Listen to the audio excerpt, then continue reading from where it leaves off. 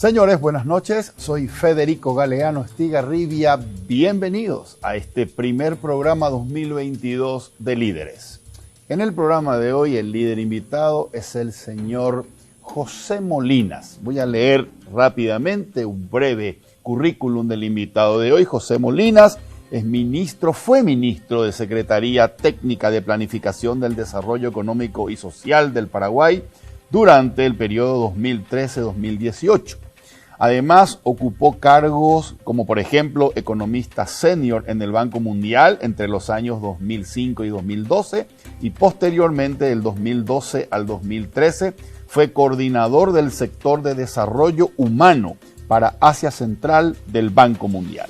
Entre los años 1998 y 2005, fue consultor para diversos organismos multilaterales como el Banco Interamericano de Desarrollo, Programa Naciones Unidas para el Desarrollo, la FAO y la CEPAL.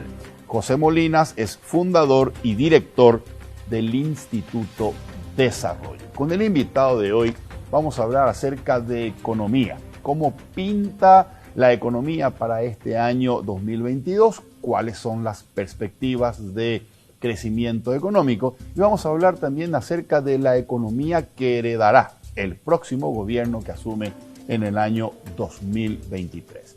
El Instituto Desarrollo, que es dirigido por el señor José Molinas, recientemente realizó una encuesta a jóvenes paraguayos que viven en áreas o zonas urbanas y que tienen entre 18 y 29 años. Por eso le vamos a pedir a nuestro invitado que nos hable acerca de cuáles son las opiniones de los jóvenes encuestados. ¿Qué dijeron los encuestados cuando se les preguntaba si en el Paraguay de hoy todo está perdido o hay esperanza? ¿Qué dijeron los jóvenes cuando se les preguntaba si votar en este país tiene sentido? Eso le vamos a pedir a nuestro invitado de hoy, el señor José Molinas, que nos comente. Luego de la presentación del programa, ya estamos con el entrevistado de hoy.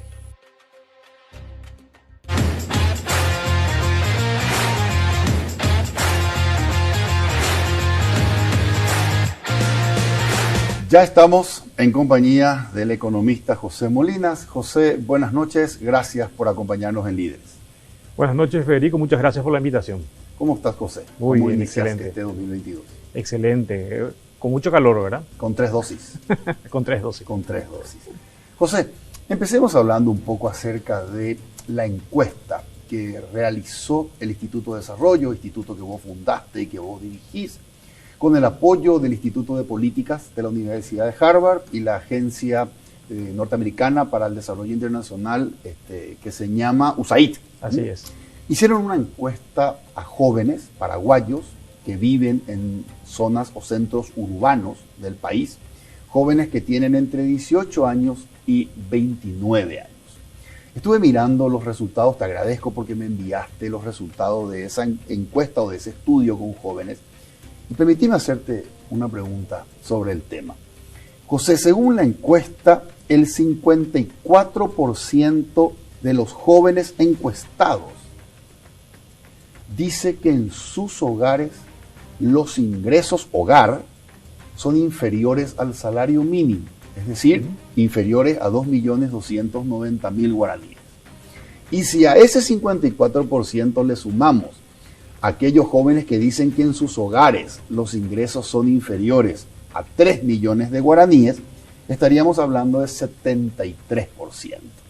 Es decir, el 73% de los jóvenes dice que en sus hogares los ingresos son inferiores, ingresos mensuales, inferiores a 3 millones de guaraníes. Me llama la atención porque estos no son jóvenes que están en medios rurales, sino en medios urbanos. ¿Cuál es tu reflexión acerca de este resultado? Perfecto. Si me permitís una pequeña digresión antes de contestar tu pregunta, me gustaría contextualizar la encuesta, porque tal vez ahí también haya unos elementos importantes para responder la pregunta. Esta es una encuesta elaborada por jóvenes a jóvenes. Es la primera vez que yo estoy hablando en público de esta encuesta. Lo hicieron los estudiantes en conjunto con estudiantes de Harvard estudiantes de licenciatura y estudiantes de maestría del instituto, todos tienen entre 18 y 29 años la misma, el mismo rango. Yo ya estoy en mi segunda juventud, ¿verdad? Pero entonces el procedimiento se discutió con estudiantes de Harvard, se adquirió las lecciones aprendidas, porque en Harvard ya lo hacen hace 20 años, lo hacen semestralmente. Entonces se generaron una serie de grupos focales con jóvenes también de universidades aliadas dentro del programa, que incluye la Universidad Nacional de Concepción, la del Este, la de Canindeyú y la Facultad de Derecho de la Universidad Nacional. Y cuando se diseñó el programa, el cuestionario, cuando ellos diseñaron el cuestionario, se contrató a una agencia que aplique. Es una encuesta electrónica, la misma metodología que hacen en Harvard. Los jóvenes elaboran el cuestionario y terciarizan la aplicación en una encuesta electrónica. Esta empresa que hizo la aplicación de la encuesta electrónica es bastante desafiante hacerla, podemos hablar después del por qué, ¿verdad? Y se le contrató a una empresa internacional que se llama Offerwise, que tiene un panel en Estados Unidos y en todos los países de América Latina, y específicamente en Paraguay tienen un panel de más de 32.000 personas. De esas 32.000 personas se segmentaron de los jóvenes en las áreas urbanas de todo el país que tenían entre 18 y 29 años. Ahora, el cuestionario que hicieron los estudiantes no incluía, o incluía de una manera diferente preguntas de caracterización socioeconómica que no se incluyeron en la encuesta, porque Offerwise ya tenía, como tiene el panel, tiene toda la información de sus respondientes. Entonces ya saben el género, el nivel el ingreso, ¿verdad? Saben la localización. Entonces esas preguntas se excluyeron y ya se tomaron las del panel. Entonces a nosotros nos pasaron el panel y a mí me llamó también la atención de esa pregunta. Y tratamos de chequear con Offerwise, pero nos dijeron, esta es la información que tenemos. Básicamente, creo que como ellos hacen la misma pregunta, y en las encuestas hay preguntas que se entienden más que otras, y por el segmento de población a la que se le está preguntando, es muy probable que los jóvenes se respondieron más tendiendo a relatar sus ingresos que los ingresos de la familia, ¿verdad? Porque si te fijas, son jóvenes que en un 63% tienen ya la educación secundaria concluida. Hay un porcentaje también que tienen la educación terciaria. Y son menos los que tienen la educación secundaria. Entonces, esos niveles son más consistentes con la respuesta de sus ingresos que con los ingresos familiares. Pero eso no te lo puedo decir con exactitud, porque esa encuesta, esa pregunta no se incluyó, sino que se tomó de la característica ya del panel que tiene la empresa a quien contratamos. No obstante, este panel se forma, es importante también saber cómo se forma el panel. Ellos tienen una campaña de reclutamiento para su panel, muy activo en redes sociales, pero no solamente en redes sociales, sino sería muy sesgado. ¿Qué pasa con los jóvenes que no tienen acceso a Internet? Entonces, utilizan también campañas para reclutar a miembros de su panel de la televisión, ¿verdad? Entonces, entre estos dos, tienen una buena cobertura de las áreas urbanas, no de las rurales, por eso es que no se incluyó. Ahora, le dan también un incentivo para que sean fieles a responder a las preguntas que tienen, y le ponen un filtro de un software de inteligencia artificial para detectar inconsistencias. Entonces van limpiando de esa forma. Yo creo que son jóvenes que tienen ese ingreso más en la parte laboral, pero eso, por más que la pregunta haya dicho hogares, y tendieron a responder por sus ingresos. Y también los jóvenes de los grupos más sociales más altos, del top 3%, 2%, probablemente no estén, ¿verdad? Porque están a quienes los incentivos que le dan la empresa les resulta más atractivo, ¿verdad? Correcto. José, sobre el punto, permíteme destacar también algunos temas. Dice en la encuesta Ok. El 67% de los jóvenes encuestados dice haber participado en las últimas elecciones generales y las últimas municipales. 67, casi 7 de cada 10 jóvenes votó en las últimas elecciones generales, 2018, y en las últimas elecciones municipales, 2021. Es alto el porcentaje de participación. Y otra cosa que destaca la encuesta es la relación entre nivel de participación y nivel de estudios. Entre los que tienen estudios terciarios, la participación en las últimas elecciones fue 70%.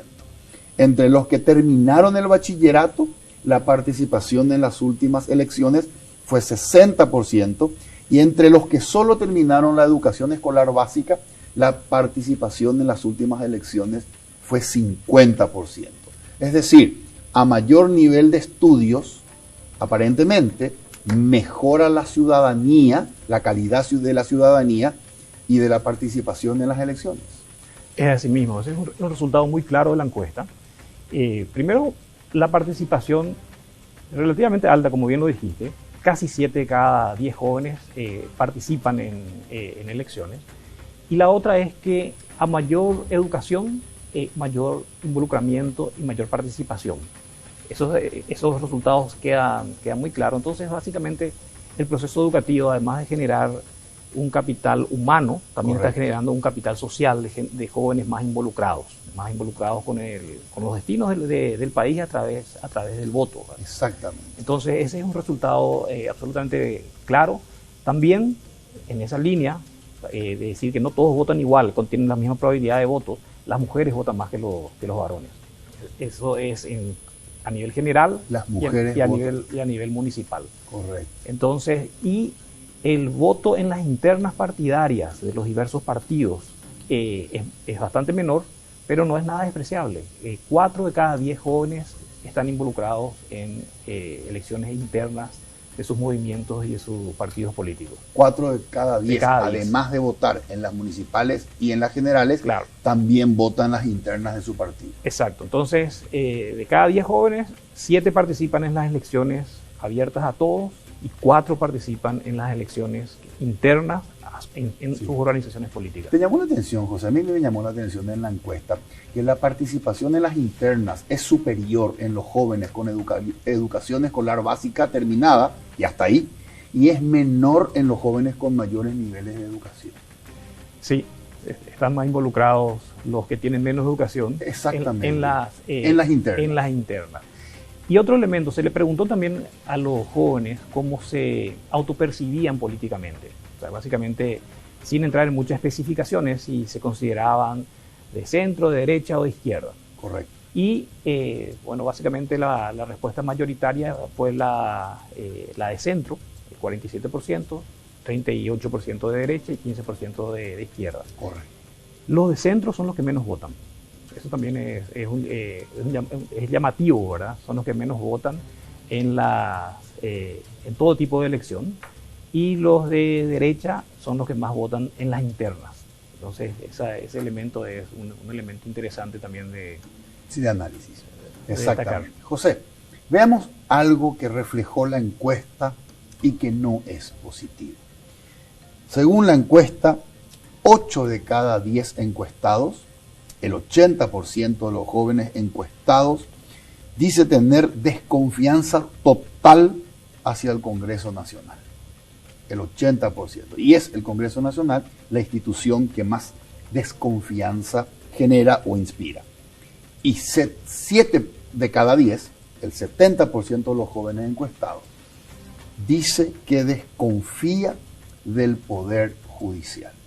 Además de eso, José, el 58% de los jóvenes encuestados cree que las cosas van por mal rumbo o por mal camino en el país. ¿Te preocupa, José, porque esta desconfianza o esta decepción de los jóvenes no es solamente hacia instituciones constitucionales y republicanas, sino que esta decepción puede ser una decepción ante la democracia o con la democracia misma. Bueno, este resultado es consistente con otras mediciones regionales, el Latinobarómetro, la POP, que muestran que Paraguay es uno de los países de América Latina con menor apego a la democracia. Entonces, esto es ya sabíamos el contexto, pero no de la población en general, no solamente de los jóvenes. Okay. Somos el país de América del Sur. De América Latina con menor apego a la democracia. Y esto es algo que en varias mediciones del Latinobarómetro y de la POP, que son encuestas anuales que toman varios países, ya nos llamaban la atención. Ahora, en esta encuesta particularmente dirigida a los jóvenes, se le preguntó si básicamente por un grupo de instituciones que los jóvenes identificaron, 36 instituciones para ser específicos, y le preguntaban si confiaban, si no estaban seguros o si no confiaban. Y como dijiste, los tres poderes del Estado no salieron muy bien parados. Más del 80%, cerca del 80% del Congreso, los jóvenes dijeron que no confiaban, 70% en el Poder Ejecutivo y 60% en la Corte Suprema. Además, se le preguntó después por partidos políticos específicos y todos estaban con el nivel de no confianza arriba del 70% o en la proximidad del 70%. Entonces, si uno mira las instituciones, los tres poderes del Estado y los partidos políticos, básicamente no están captando la confianza de este sector de 18 a 29 años, que es un sector bastante numeroso. Lógicamente, cuando se le pregunta también cómo van las cosas, cerca del 60% dice que no van bien, ¿verdad? Entonces, y hay elementos llamativos dentro de este aspecto que nos tiene que preocupar como sociedad. O sea, hay algo que tenemos que hacer diferente para captar la mayor confianza juvenil en las instituciones democráticas, ¿verdad? O las instituciones del Estado. Y cuando se le pregunta cuáles de estas 36 instituciones que los jóvenes identificaron que querían saber cómo rankeaban, cuál es la que más en la que más confías, sale el Cuerpo de Bomberos Voluntarios. Entonces, es una organización de la sociedad civil con participación mayoritariamente juvenil, donde seguramente las redes le conocen quiénes están involucrados, tienen algún elemento de altruismo, por más que como institución pudieron, hay varios grupos de los bomberos voluntarios y algunos estuvieron también bajo las cámaras por problemas de malos manejos, pero salió que era la institución. Después, en segundo lugar, salían las asociaciones de padres y en tercer lugar salían las ONGs ambientalistas. Eso eran básicamente... ¿La iglesia? La iglesia salió entre las 6 mejores, salió sexta, ¿verdad? Salió sexta y 6 de 36. ¿Verdad? Correcto. José, esta decepción, esta falta de confianza no solamente hacia las instituciones, sino hacia el sistema, ¿ok? Casi 6 de cada 10 cree que el país va por mal rumbo. ¿Te preocupa? Me preocupa, y me preocupa mucho, porque estamos nosotros viviendo el periodo más largo de democracia en nuestra historia. Entonces, con todas sus limitaciones. Pero eso tiene que continuar y tiene que ser sostenible, tiene que ser profundizado y mejorado. Entonces, es una llamada de atención para todos nosotros, como sociedad, qué tenemos que hacer para generar instituciones más creíbles, que es uno de los objetivos también de desarrollo sostenible y uno de los objetivos centrales de nuestro Plan Nacional de Desarrollo. Entonces, el hecho de que que los jóvenes no crean en las instituciones, que los jóvenes vean, si no hay instituciones creíbles, tampoco sería consistente que estén contentos como va el país, ¿verdad? Entonces, esas preguntas van diferentes y son muy claros también en la encuesta de señalar o de dar indicios, de cuál puede ser el problema. 8 de cada 10 jóvenes rechazan totalmente la corrupción, tolerancia cero a la corrupción. Entonces, si uno junta estos dos elementos de la encuesta, y acá yo me estoy metiendo en un campo de interpretación de los datos lo que nos dicen, los datos duros son, el 80% no confía en el Congreso, 70% en la Presidencia y 60% en la Corte Suprema, alrededor del 70% en los partidos políticos, cerca del 60% nos dicen que que las cosas no están yendo bien por el país, y nos dicen también de que se rechaza totalmente 8 de cada 10 rechazan la corrupción, de que prefieren votar a un candidato de otra ideología o movimiento político que no haya estado envuelto en casos de corrupción, que votarle a alguien que haya estado envuelto en corrupción, por más que sea afín a su partido o ideología. Entonces, creo que el elemento de corrupción es un elemento central, que está corroyendo la credibilidad de las instituciones, y que hay que hacer algo muy activamente. Y ahí tal vez un elemento importante, como ya había destacado, 70% se involucra para votar, el 74% se involucraron en alguna actividad de asistencia puntual tipo olla popular o de caridad en los últimos años. Y el 52% se involucró, los jóvenes encuestados se involucraron en proyectos de desarrollo social. Quiere decir que el joven está dispuesto a involucrarse. Deberíamos generar un movimiento o propiciar o apoyar movimientos juveniles contra la corrupción que fortalezcan la transparencia, que fortalezcan el cumplimiento de las leyes, la equidad, las leyes aplicables con equidad para todos, como un elemento de ir mejorando esta credibilidad y esta confianza en las instituciones, que nos garantizaría también continuar profundizando nuestro proceso democrático. Correcto. José, el 85% de los jóvenes encuestados dijo que ideológicamente eran o de centro o de derecha. Y el 15% se identificó ideológicamente con ideologías progresistas o de izquierda. Esta decepción con el sistema y con los resultados puede ir incrementando ese acercamiento de los jóvenes hacia ideologías progresistas o de izquierda. Mira, yo creo que en la encuesta no tenemos una información que nos permita hacer esa conjetura. Sí sabemos que los más exigentes con el sistema son los que se identifican con la izquierda, ¿verdad? Okay. Entonces, dentro de ese grado de insatisfacción con cómo va el país, el 58% es el promedio, pero sí. Los jóvenes de izquierda, no recuerdo exactamente el número, pero es significativamente mayor, claro, que el 58%, que estaba por arriba del 70%, ¿verdad? Entonces, la credibilidad de las instituciones es fundamental para que las políticas públicas sean efectivas. Uno necesita credibilidad para que las políticas públicas vayan siendo efectivas, y también la democracia necesita acompañar con políticas efectivas para mejorar las condiciones de vida de la población, si es que se va a sostener y se va a profundizar. Lo que es muy preocupante es esa desconfianza generalizada que se está dando en las instituciones de los tres poderes del Estado y de los partidos políticos. Los mecanismos en el cual se puede debilitar la democracia es material para otro análisis, okay, pero sí es importante enfatizar que es un elemento preocupante y que algo se tiene que hacer como sociedad paraguaya al respecto. Correcto. Hablemos un poco de economía, José. Muy bien.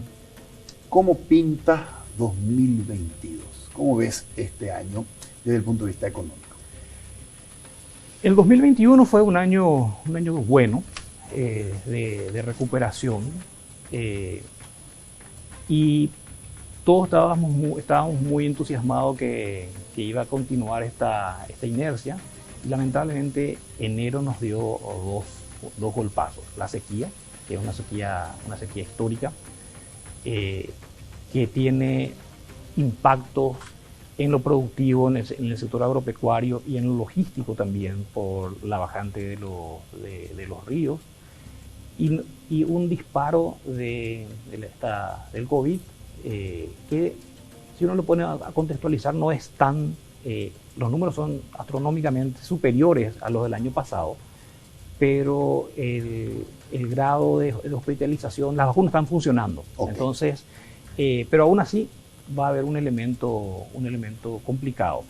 Y lo otro es que en el 2020 se flexibilizó la política monetaria para acompañar una recuperación y resultó. La caída en el 2020 no fue tanta, fue la menor de la región. Hubo una recuperación en el 2021, pero ahora hay que empezar a ajustar. Entonces va a haber una contracción monetaria que se va a transmitir en las tasas de interés internas. Lo mismo está pasando a nivel mundial. Está aumentando la tasa de interés en Estados Unidos. Se está apreciando el dólar y nuestra economía, que si bien el dólar les puede favorecer a los exportadores, importamos gran parte de nuestros procesos, de nuestros insumos para los procesos productivos, y suele ser contractiva el efecto neto. Entonces, todos estos elementos juntos hacen que ese optimismo con el que estábamos concluyendo el año pasado en relación al 2022 se vea frenado. Ok, de hecho el año pasado el ministro Llamosa decía el pronóstico de crecimiento 2022 es 3,7%. Y hace 2 o 3 semanas atrás, Banco Itaú Brasil dice el pronóstico para Paraguay es un crecimiento positivo, pero 0,5%. Estamos todavía en el primer mes y quiero creer que hay posibilidades de hacer cosas creativas a nivel de políticas y a nivel de sectores. No creo que lleguemos al 4%. O sea, si me preguntás y me forzás irresponsablemente una estimación que todavía no la trabajamos en detalle, sería entre 1 y 2%. Correcto. O sea, esa es la expectativa que genera. Y eso tiene un elemento social también complejo. Los niveles de pobreza pueden aumentar. Y ahí sí hicimos unas simulaciones. Correcto. En relación a lo que sería el año pasado, habían transferencias que podían atenuar que podían atenuar el impacto laboral. José, yo tengo aquí un capítulo anotado para hablar sobre impacto económico en la pobreza y desigualdad. Antes de pasar a ese punto, permíteme que te interrumpa, porque me voy a olvidar. Te quiero preguntar sobre un tema que tocaste y que me parece súper relevante. Hablaste de el incremento de las tasas de interés en Estados Unidos, que está apreciando al dólar. Y eso, como vos bien dijiste, impacta directamente en nuestra economía, ya que somos un país que importa mucho. José, ¿cómo ves o en cuánto ves la cotización del dólar 2022? Fíjate vos que hay muchas ofertas, puede ser de vehículos o pueden ser de departamentos, que se venden con cuotas en dólares. ¿Cómo va a ser este año para animarse a tomar deuda en dólares? Sí, esta es un área donde lamentablemente no voy a arriesgar un número porque no estoy en el... Hay otras personas dentro del país que están dedicados a hacer estimaciones cotidianas al respecto. Yo te voy a decir las tendencias, y básicamente la tendencia es que haya una apreciación del dólar.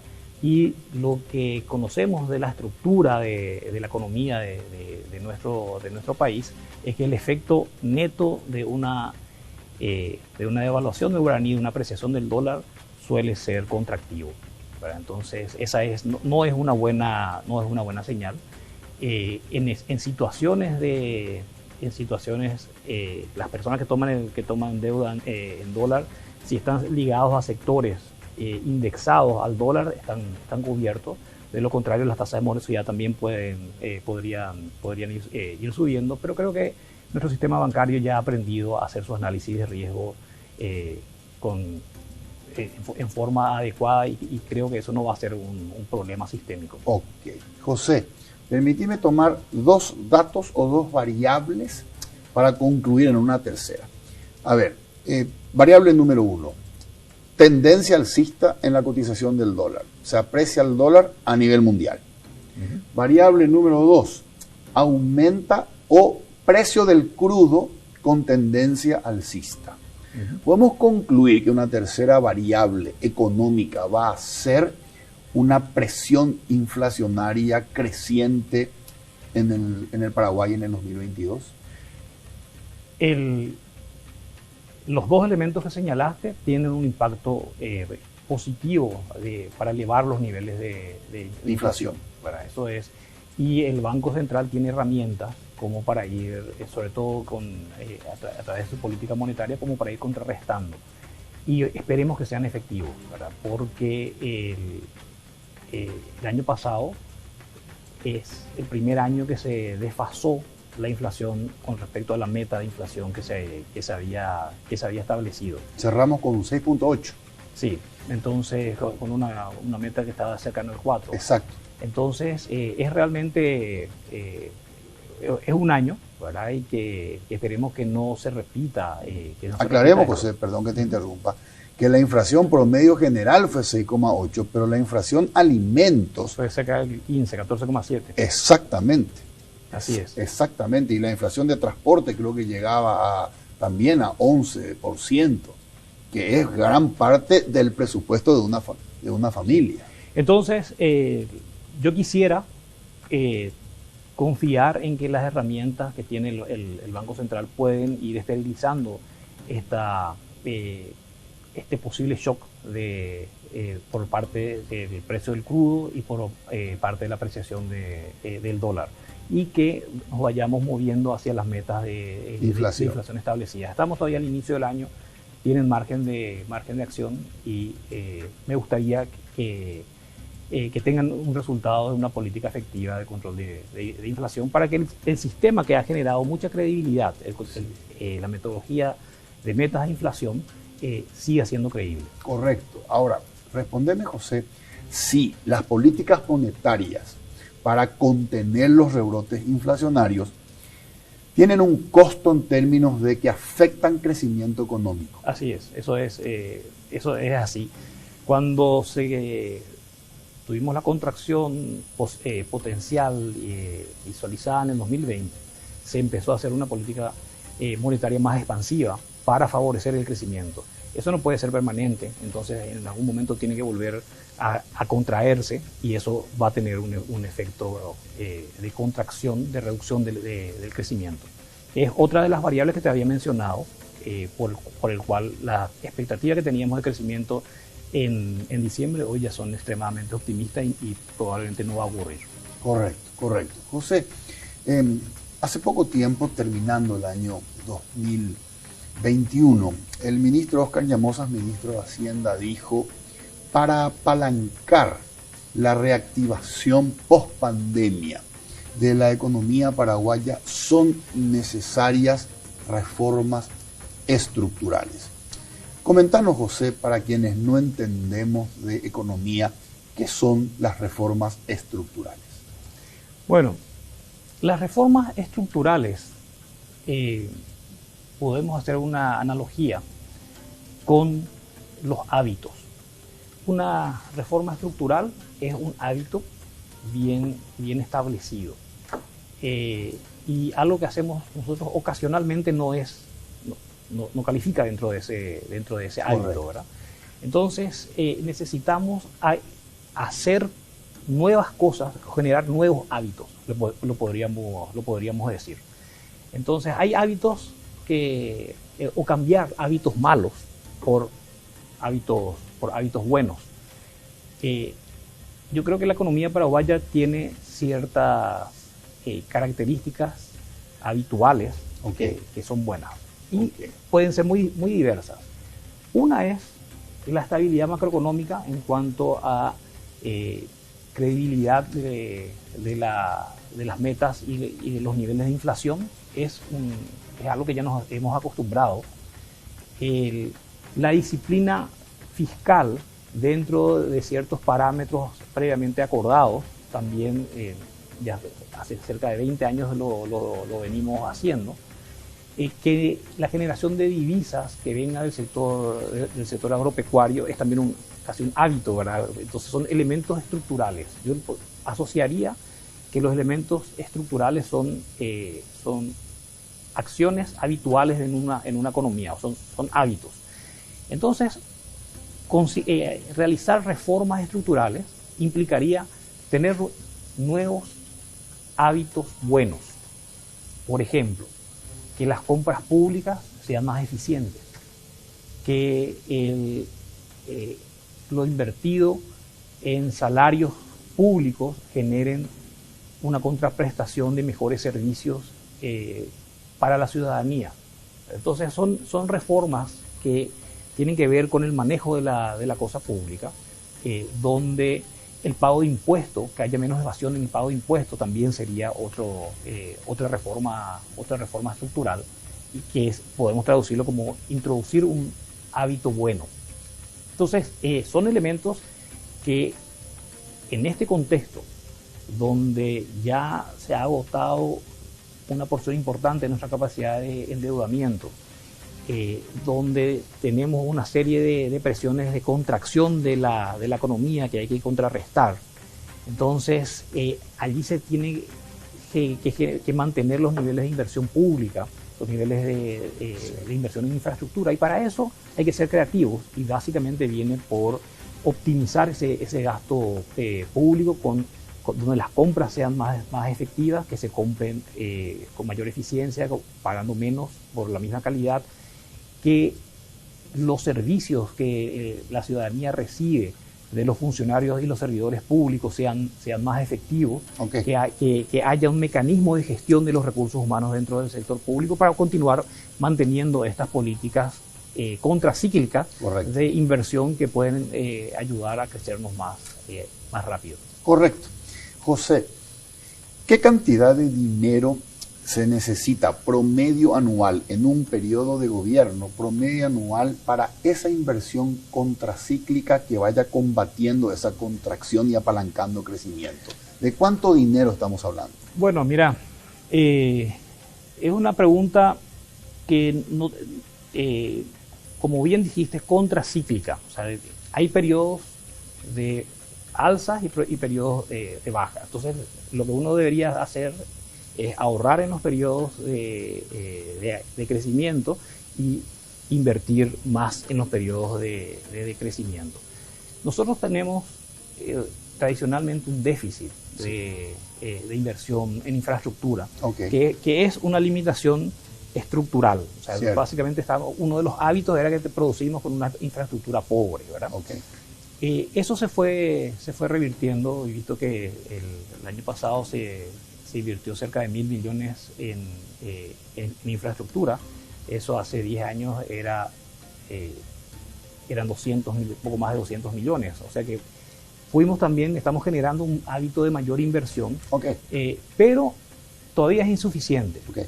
El déficit que hemos acumulado en los 90 y al principio del 2000 en el deterioro y en la poca inversión de nuestra infraestructura hacía que hace 5 años tengamos cerca de un déficit de inversión de cerca de 8.000 millones de dólares, ¿verdad? Entonces, para reducir eso, todavía necesitamos bastante. Ok. Ahora, José, el gobierno que va a sucederle al actual y que va a ingresar o a tomar la asunción en 2023, se va a encontrar con poco margen de endeudamiento por el endeudamiento que tenemos actualmente, y también el espacio fiscal que tiene para ahorrar y generar recursos para invertir en momentos que se necesitan medidas contracíclicas. El espacio fiscal es limitado. Entonces, vuelvo a eso que me dijiste recién. Hay que ser creativos para encontrar alternativas de reformas estructurales en donde podamos generar ese ahorro que nos permita esa reinversión. ¿Dónde encontramos espacios dentro de la actual estructura económica del Estado para generar esos ahorros? Bueno, las compras públicas es un espacio. O sea, tome nota, las compras públicas. Compras públicas, y hay una ley, el proyecto de ley que presentado por el Poder Ejecutivo en el Congreso, cierto, donde se trata de optimizar los mecanismos de compras públicas para hacerlo más eficiente, para gastar menos, para aprovechar economías de escala. Eso es un elemento central. El otro elemento... ¿Eso está aprobado, ya promulgado? Tengo entendido que no. Ok, ok.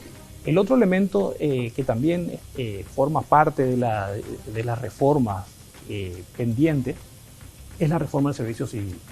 O sea, el hecho de que tengamos funcionarios públicos en diversos sectores y que la ciudadanía no esté recibiendo servicios públicos de calidad, eso también es un elemento central, que hay que hacer más con lo mismo, y si se va a mantener lo mismo, se debería poder economizar, ¿verdad? Pero ese es otro elemento. Okay. El otro elemento importante para mirar que todavía no se ha explotado en una dimensión que podría ser suficiente son las APPs, las alianzas públicos-privados para la construcción de infraestructura. Okay. Entonces, esa es otra infraestructura. Nosotros necesitamos reducir ese déficit, sí. ese elemento de APPs que tenga un mayor impulso puede ser una nueva beta, que hay mucho que innovar todavía allí.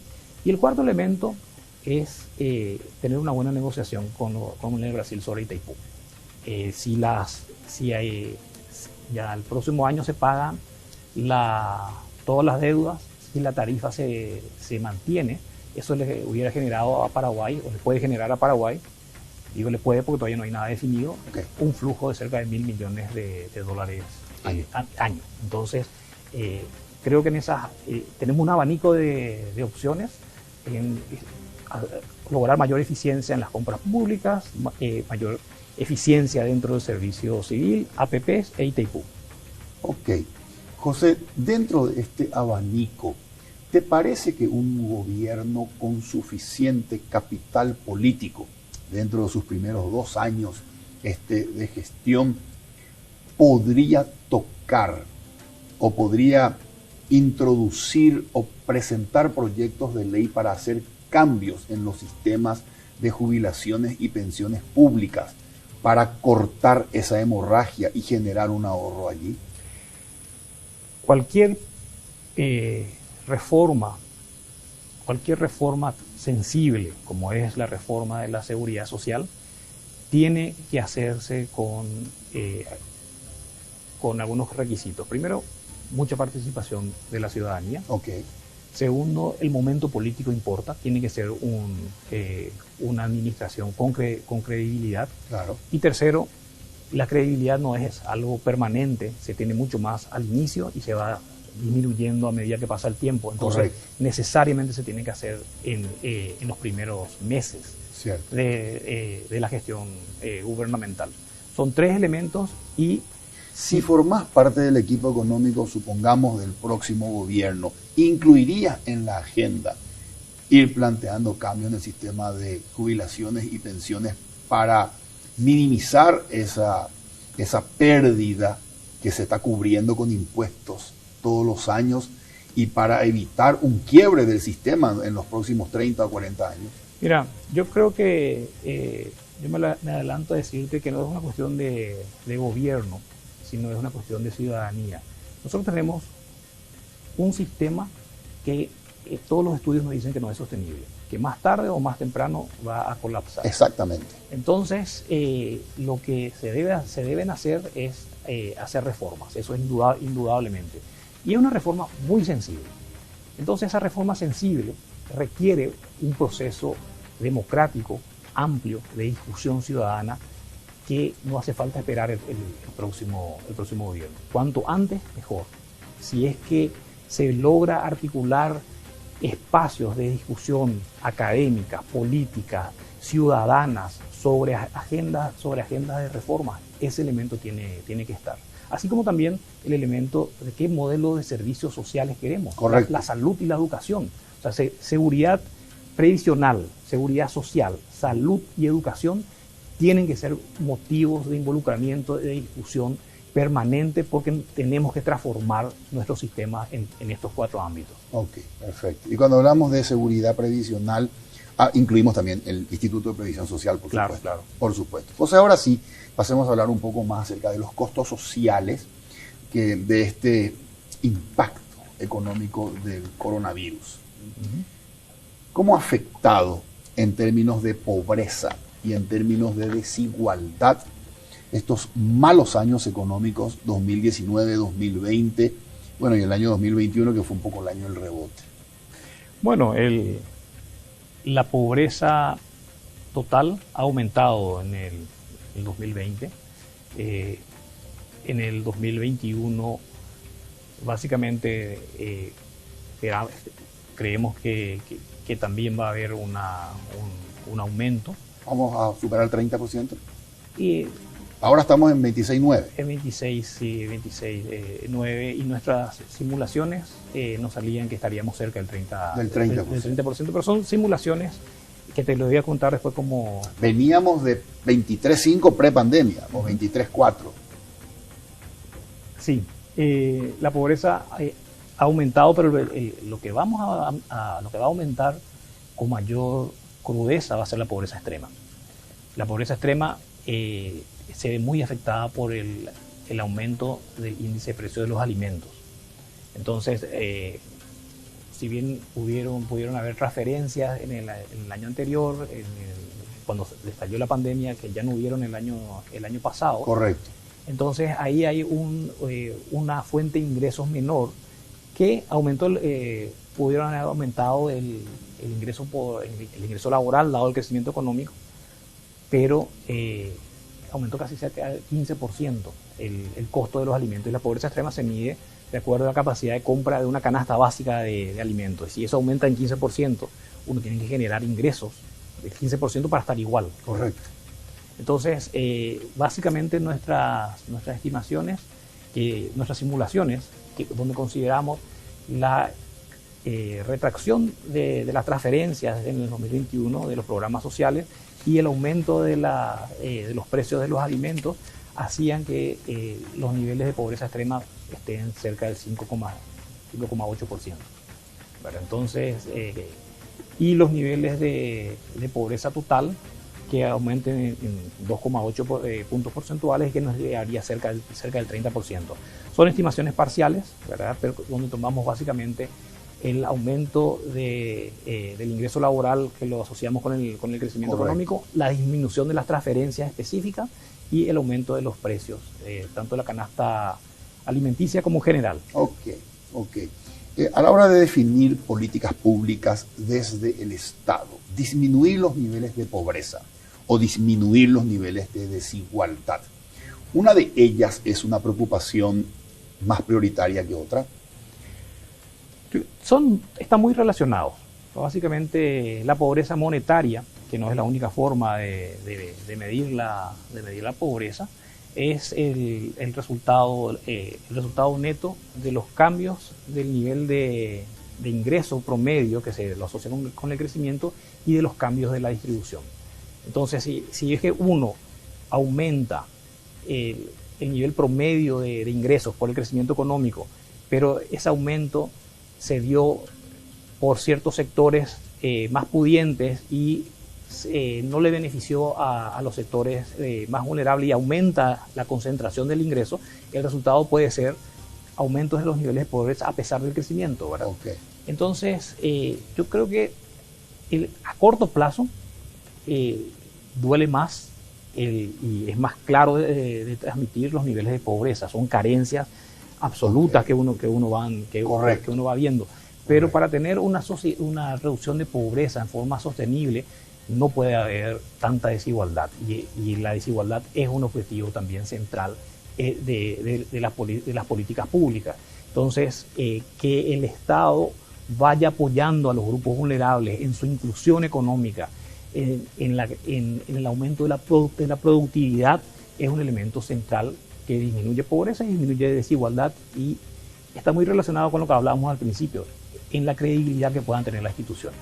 Okay. O sea, el elemento, cómo uno percibe la pobreza y la desigualdad, afecta cómo uno cree que las instituciones democráticas están haciendo un buen trabajo o no. Entonces, otro elemento para mantener esta confianza en las instituciones es lograr políticas públicas que sean más efectivas y que se midan con el abanico Objetivos de Desarrollo Sostenible que Paraguay y 190 países del mundo lo aceptaron, donde el número 1 es reducción de pobreza y reducción de hambre, pero reducción de la desigualdad también está dentro de este ODS. Dentro de los ODS. Correcto, correcto. José, al iniciar la gestión el gobierno del presidente Abdo Benítez se planteó unos objetivos relacionados con la informalidad. Objetivo número 1. Trabajadores privados, cotizantes del IPS, 34% sobre el total de trabajadores privados. Es decir, 3 de cada 10 trabajadores privados cotizan al IPS y 7 de cada 10 no cotizan. Objetivo del gobierno, finalizar el gobierno en el año 2023, elevando ese número de 34 a 59. Es decir, que cerca de cada 6 trabajadores de cada 10 en el sector privado coticen al IPS. Trabajadores asalariados del sector público, y en el año 2018 79% de ellos cotizan o pagan el Fondo de Protección Social. El objetivo del gobierno, terminar el 2023 con el 100% de los trabajadores asalariados del sector público con una cobertura de protección social. ¿Crees que se van a cumplir estos dos objetivos? Lo del sector privado lo veo muy, muy difícil. O sea, básicamente los números de expansión de la seguridad social al cerca del 60%, con IPS sería ideal, pero no estamos cerca de eso. Lo del sector público, en una cuestión de, si bien tiene más variables de control, en una situación de déficit fiscal acentuado como estamos también es más desafiante. Pero la formalización se la mide también como los trabajadores por cuenta propia que tengan RUC y que facturen. O sea, que esté dentro del sistema. Okay. Porque se podría ir pensando en una serie de medidas para trabajadores independientes que vayan cotizando dentro del sistema de seguridad, no solamente como dependientes, sino como trabajadores independientes. Y allí hay un elemento... Estamos hablando, José, de una estrategia clave en el combate a la pobreza. Así es. La formalización. La formalización. Y estamos hablando como es una estrategia clave, y se ha hecho un avance interesante en la reforma tributaria que se aprobó en el 2019 con el resimple. Y vos sabés que este resimple no está en la discusión, y me tocó leer y me pareció que era súper simple, ¿verdad? Como dice su nombre, y que tenía un potencial tremendo para introducirle a las personas dentro de esta... Porque hoy fíjate, como si te olvidas del resimple y si haces cómo se tiene que facturar, como un agricultor o un trabajador independiente tiene que facturar, primero tiene que contratar a alguien que le lleve su contabilidad, con suerte le va a salir 100.000 guaraníes, con suerte, mensual, ¿verdad? Claro. Si no lo hace y está ocupado y no tiene las destrezas como para lidiar con el sistema, va a tener que pagar multas todos los meses. Entonces, ni pensar que el sistema de IVA regular es para ellos, ¿verdad? Claro. Sin embargo, este sistema resimple, uno se inscribe y hasta 80 millones de guaraníes de facturación en el año paga una suma fija, no tiene que hacer tanto papeleo. Si uno compara los dos sistemas, es realmente resimple, ¿verdad? Correcto. Y tendría un potencial enorme de formalización masiva. Y uno se empieza a preguntar, bueno, ¿por qué no se usa? Y empecé todavía anecdóticamente a decirle a las personas, bueno, ¿por qué ustedes no tratan así? Bueno, ¿cómo se hace? Y habla con el contador. Los contadores no quieren saber absolutamente nada de este resimple. Primero porque no le requiere a ellos, ¿verdad? Y segundo, no es su... El sector público no tiene un mecanismo de contar cómo se hace, y es una herramienta legal ya existente y totalmente desconocida. El impacto casi cero. Pero esto puede llegar a ser masivo, puede llegar a ser un sistema de formalización y que uno vaya pensando en un esquema de graduación. Puede empezar con 20 millones de guaraníes anuales, creo que pagan 20.000 guaraníes por mes, ¿verdad?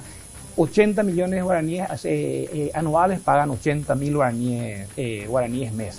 Y ya va a generar cierto hábito de pago, ya va a estar en el sistema tributario, se pueden pensar en productos, en servicios de apoyo destinados a quienes paguen. IPS, por ejemplo.